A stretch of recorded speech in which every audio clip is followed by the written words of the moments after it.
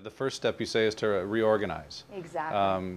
including getting rid of those energy drainers in your diet. Can you talk about what some of those are and Yeah, why? energy drainers are sometimes the most masqueraded as, it's kind of like pulling back the curtain because they are the ones that are pushing themselves as energy providers. So Okay. I always say, though, be careful of anything that markets itself as providing energy or uses energy in its name, because you really have to start to wonder, what kind of energy are they talking about offering? So, for example, if something offers to provide you 5, 6, 7, 8 hours of energy and it's giving you 4 calories, that's very intriguing to me because calories are a marker of energy. And when we look at that, we say to ourselves, how am I supposed to get 5, 6, 7 hours worth of energy on 4 calories? If that was the case, then all I'd need in the day was 10 calories, if that's what my body needed. So things like that are an issue. Or on the flip side, you might see an energy bar or an energy drink, and they may have 1, 2, 3 servings of carbohydrate per their container. And if that's the case and you're consuming it,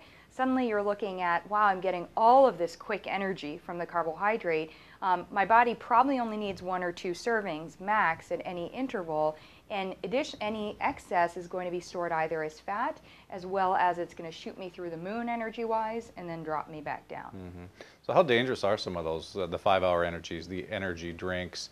I think a lot of people look for the quick pick-me-up, even a hyper cup of coffee or something like that. What do those end up doing in the long run? Things are uniquely or individually dangerous. Dangerous is a hard word. It's a hard word, but I think it's a very valid one. If I am somebody who is taking antidepressants, if I'm somebody who has hormonal imbalances, if I'm somebody who has blood sugar regulation issues, if I'm somebody who has blood pressure, I can go on and on and on.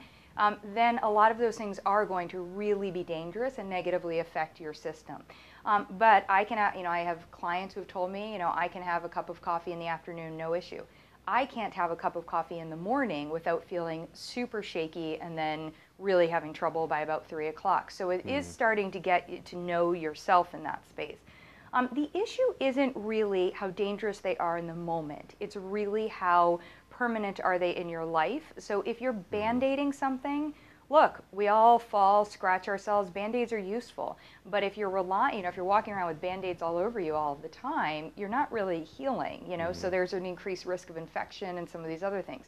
The same thing happens internally. If I'm always band-aiding, if I'm somebody who cannot get out of bed in the morning without a cup of coffee, then I definitely have an energy issue going on. And the danger there is whenever we have an imbalance in the body, that's the body's only way of trying to signal you. So if you're falling, like if you can't pick your face up off of the floor an hour after eating, the body is trying to tell you, hey, what you gave me wasn't the right thing on that part. So I think that's the piece. It's that you're not getting the communication, and then unfortunately, you usually end up in my office or in a physician's office, 10 years down the line, 5 years down the line going, oh, I have rheumatoid arthritis, or I'm dealing with acid reflux, or I've got fibromyalgia and such, and so it wasn't that all of a sudden this happened. It's that you've ignored consistently every single message and you've been trying to band-aid something that actually needed to be addressed. A lot of times doesn't it happen where you get into a routine where that first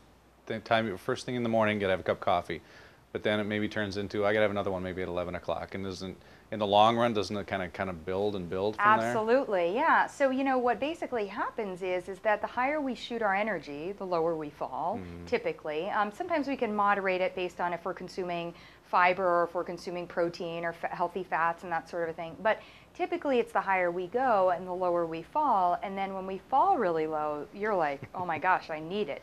So that's the issue that happens. So, I'll say to someone, look, it happens all the time. Okay, I only got 4 hours of sleep, so I do need caffeine in the morning, or maybe if I have a greens juice, or maybe if I do go for a run, or I can do something to get myself going, but I am going to need something. But you know what? There's a point in the day when you get through what you needed to do, you've got to physically crash. And what we're so afraid of, for whatever reason, as a society, is really this idea of recovery and relaxation. We don't want to fit it in. We don't, if you look at every culture around the world that gets really high marks for longevity, and we're talking about healthy aging there, we're not just talking about living to be old, but healthy aging, they build in, whether it's through prayer, whether it's through naps, whether it's through long walks, meditation, whatever it is, they build in recovery. It's part and parcel of what they're doing. And that's the piece that we're missing. I think that's really key.